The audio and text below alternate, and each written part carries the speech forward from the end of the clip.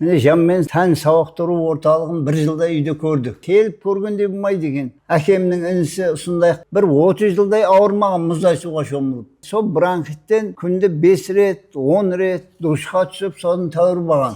Üretde bizler şu wagtda mensin düşünbey Koldanbadyk diýdi. Suga çalmaýdy hem suga çöýtüň boldum. Tynys aluu deýin ana juda 100% bilmeýdi eken men onu öýrendim.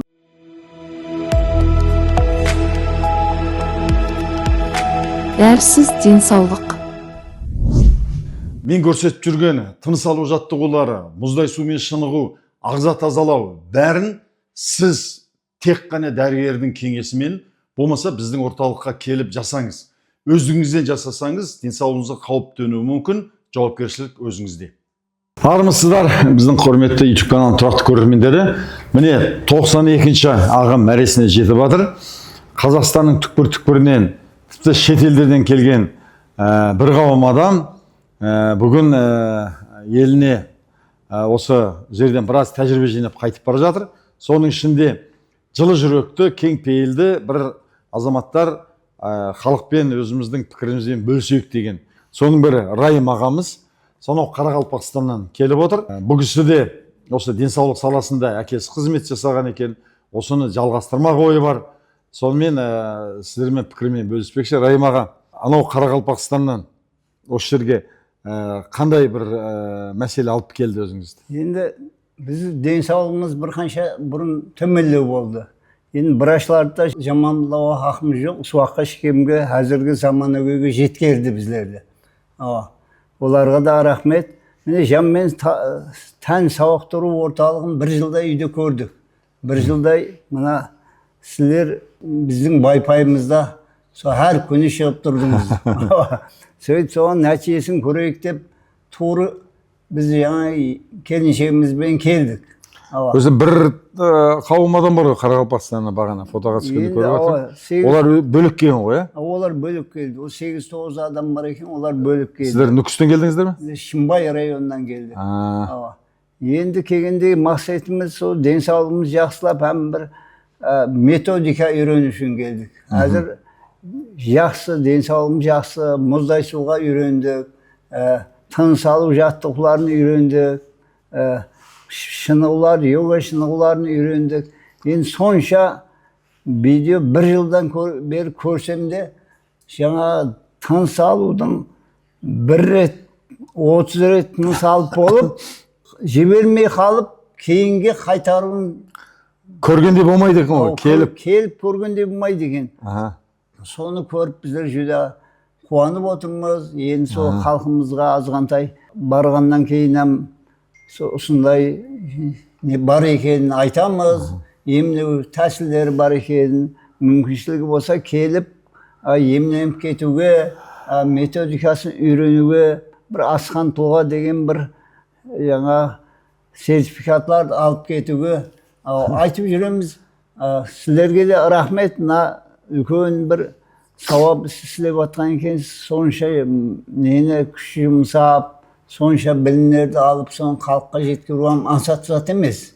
Солар жеткеріп жатқандарыңызға, сонша өкімдестіріп жатқанға лишне өзіңізге рахмет айтамыз. Рахмет. Мына қызларға, біраш қызларға, со табыс жұмысында, бала-шағаларының амаллығы, ұзақ жасап бір әр ойлаған мақсатларына жетуіне тілектеспіз. Рахмет. Райым аға, ең бастысы ешкімге ренжімеуді, өтіп кеткен нәрсені ұмытып қайғырмауды, болашақтағы әлі болмаған нәрсені уайымдамай, үрейленбей өмір сүруге болатын соны құпиясынан бірдеңке ұқтыңыздар ма? Көрдік, оны толық түсіндік оны.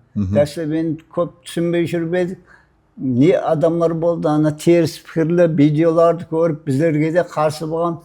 Осы Алматыға келгенде бір жиелеріміз бар еді. Олам, ол қуғында жүрген адам ғой дейді. Мен айттым, сен бір барып көрдің бе десем, мияқ дейді. Барып көрмесең, не айтасың оған? Мен сонша жерден кеп отпам, мен қайтпаймын өзімнің мақсат немнен. Енді соны көрмесем, мен себебі қате жерін таба алмадым. Сіз өзіңіз мысалы жасыңыз қаншада?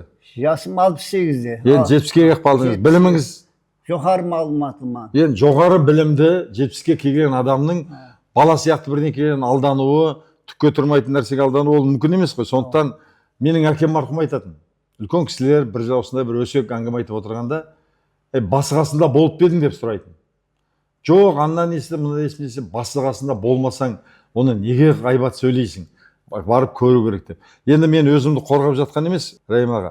Өзіңізде, жұбайыңызда, мысалы жаңа дәрігерге де сіз кеңпейілді адам екенсіз, оған да реніш жоқ дейді. Бірақ ауруды жұлып ала алмады ғой. Яқ, енді 1,5 кетірді, азғантай симптомларын кетірді, бірақ түп тамырынан алынмады. Енді сол уақытта ол адам айыплай алмаймыз. Сол өзінің үйретілген, жәмиеттің оқыған, білгені. Аспиринді іштейді бір күні. Бір дәрігер, бір неге аспиринді нетіп атырда, қанын сұйылтады деп. Сонысын мен айттым, мен азғантай, менің ағам, әкемнің інісі сондай халық медицинасымен шұғыланған, Мәдірей Мержев деген, соның тәсірінде соңынан жұққан біздерге. Жаңа кеше лекцияларында айтты ғой, жаманым жұғады, жақсы да жұғады деп. Сол бір 30 жылдай ауырмаған мұздай суға шомылып. Біздерге де үйретті. Енді біздер сол уақытта мәнісін түсінбей қолданбадық дейді. Бронхит болған. Ең күшлі бронхит. Сол бронхиттен өзі күнде 5 рет, 10 рет душқа түсіп, соны тәуір болған. Соны айтып, сондан кейін ашыққа отыруды істеді. 5 күндік ашық, Полбректің методикасы бойынша. Ондан кейін жаңа ағза тазалауды кітап жазды. Сөйтіп $7,000 алды. Уақытта доллар деген баяғы бір 20 жыл бұрын жүдә. Сөйтіп шасыны клиника ашты, бесплатны. Енді солардың тәсері шығар, мен жүдә бір ақшаға қызып тұрған жоқпам. Жетеді әзір, орташа әйтеуір жасап атымыз. Бірақ сол халыққа бір ұсындай орталық ашып, Қарақалпақ халқында да әзір кеселік көп, білмей жүргендер көп. Ең ішіндегі жаманы сол, ұсындай көрмей, білмей, түсінбей жүргендер көп. Соларға бір үгіт насихат етіп, мүмкіншілігі болса, мен қолымнан келсе, маған болмаса ұшаққа келіп, емленіп, көріп қайтуды, мәслихат етуді алдыма бір мақсат етіп, мұрат етіп қойыппан. Керемет. Бәрінің бірдей Алматыға келе беруге мүмкіндігі жоқ, қаражаты да, уақыты да кейде табыла бермейді. Егер сол нүкістің өзінен ашылса, керемет болар еді. Сондықтан егер де енді Қарақалпақстаннан ашу бізге ең жеңіл, өйткені тілімізде 90% осындай айтылған нәрсенің түгел түсіндіңіз ғой. 90% 100% түсінген шығарсыз. 100% түсінген. Сондықтан бір үш әріпте бар, бұған е дейді, а дейді, а дейді, бұған бар. Біз де шетелге шықсақ, осы жинаған білімімізді алдымен әрине Қазақстанға, бүкіл қалалардан ашып, соның кейін көрші мемлекеттерге шықсақ деймін, соның ішінде Қарақалпақстанға ең жеңілі тіліміз бір. Енді өзбек ағайындармен, қырғыз ағайындармен де біз түркі тілдес дегенімізбен де олар сөздің жартысын түсініп, жартысын түсінбей жатады. Біз сіздермен 100% түсінеміз. Бұл жаққанда бір ру ғой. Енді кеше тарихшы бауырымыз сөйлескенде айтты, қара бөрік киіп жүрген, қара бөріктілер. Соң кейін қалпақ деп айтып кеткен. Айтпесе, бұл кісілер мына Албанда қызыл бөрік деген бар. Бұл кісілер қызыл бөрік, ана кісілер қызыл бөрік болса, бұлар қара бөрік. Тіл бір, дәстүр бір, салт бір, бәрі бірдей. Заманымыз да бір. Қазір зиянды нәрселер бірге көріп жатырмыз. Сондықтан Райым аға, өзіңізде, мысалы, жұбайыңызда, денсаулығыңызда бір оң өзгерістер пайда болды ма? Оң өзгерістер пайда болды ғой. Енді мен суға түсе алмайтын едім, суға түсетін болдым. Тыныс алу деген ана 100% білмейді екен, мен оны үйрендім. Сонысын зиялы тамақлар деген жеп жүрбедік, оған шекілеуді үйрендім. Миды басқаруды үйрендіңіз бе? Миды басқаруды үйрендім. Ренжімеуді үйрендім. Өзім бұрыннан ренжімей білмеймін өзі. Сонда да жетістірдім. Енді балам мен келімен деді. Ендігі айдың құтақы десе 94-ші потаққа келеді. Семьямызбен үгіт насихат адамларға бір 10%, 20% пайда болса да, мен медицинадан 5% пайдаға қайды болғанмын. Сол оқулар нелер 5% болса да соған қайды болғанмын. Рахмет айтып отырсыз. 3-4 жыл ауырдым. Қатты ауырдым. Оның несінің себебін ешкім таба алмады. Ол жерге келдім. Алдын ала мен таңертең жүрсем тамағым ауыратын. Мұздай суға қолымды батырсам суықтап қалатын. Енді бұл жерге мұздай суға түстім. Таңертеңде беймарал жүріп жатырмын. Не деймін? Бұл Ахметке үлкен рахмет. Осындай азаматтар елімізде көбейе берсін. Қазақстан азаматтарына көмек бере берсін. Міне осындай жоғары білімді 70-ге келіп қалған адам осында келіп, енді бала шағамды, келінімді жіберем деп отырса, жаман жерге жібермейді ғой ата-анасы. Сондықтан біз үшін, мен өзім сөйлемеймін, қалай болды дегенде факт. Осындай адамдар, көзі қарақты, білімді адамдар басынан өткізгеннен кейін жан-жаққа насихаттайды. Ал енді тек қана химиямен, синтетикалық дәрімен емделіп жазылам деу, ол бос әуре, өзіңді денсаулығыңды құртқаннан басқа пайдасы жоқ. Бірақ біз медицинаны жоққа шығармаймыз түгел. Ол үшін ақымақ адам болу керек. Медицинаны түгел жоққа шығару деген. Жедел жәрдем ретінде көлік апатына түсіп қалдың ба, мертігіп қалдың ба, давлениең 200-ден асып кетті ма, қантың 30-ға кетіп қалды ма, жүрегіңнің қан тамырлары бітеліп қалды ма, сол кезде медицинаның жетістігі әрине адамды жанын сақтап қалады, бірақ жедел жәрдем ретінде. Ал асқынып кеткен ауырға өкінішке қарай медицина дәрі береді, ол уақытша ғана сен жаның тыныштандырады.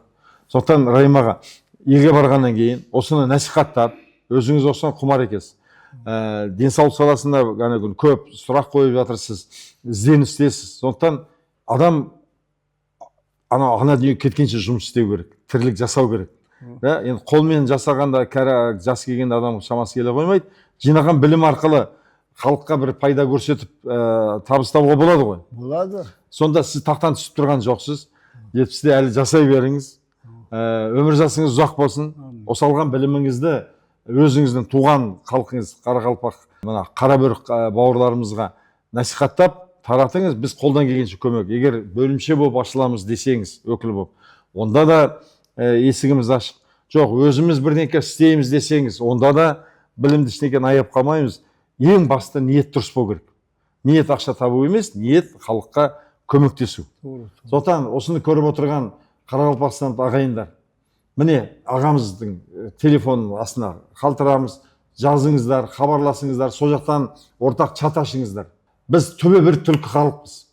Енді үйтіп те бөліне беруге болмайды. Жалпы бүкіл адамзатқа бұл білімді тарату керек, соны таратуға біз мүдделіміз.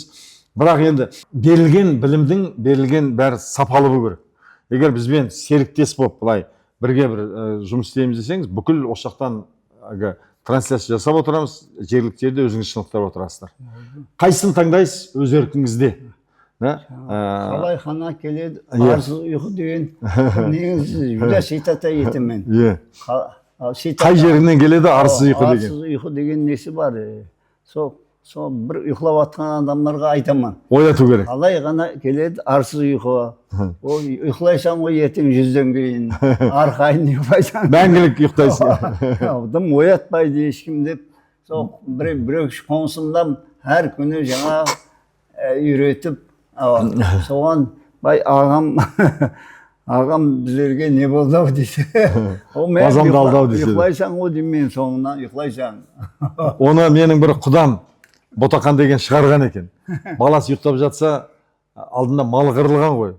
Сонда айтады, тарбағатай, жерің шүйкін, тасың миқы, соғады, қарлы боран, ұйқы тұйқы, ат өлді, бие өлді, өгізді өлді, қай жеріңнен келеді арсыз ұйқы деп баласына ұрзап ренжіген екен. Сондықтан адамның дені сау болса, 4 құбыласы түгел болып тұрса, ұйықтауына болады. Бірақ артық ұйқы, ол арсыз ұйқы, ол денсаулыққа зиян. Сондықтан кәрілікпен ауру егіз ұғым емес. 80 жаста, 90 жаста, тіпті 100 жаста сіз емін-еркін жүріп, емін-еркін іштеріңіз ауырмай өмір сүруге тиіссіз. Ол үшін табиғатпен достасу керек, аурумен қоштасу керек.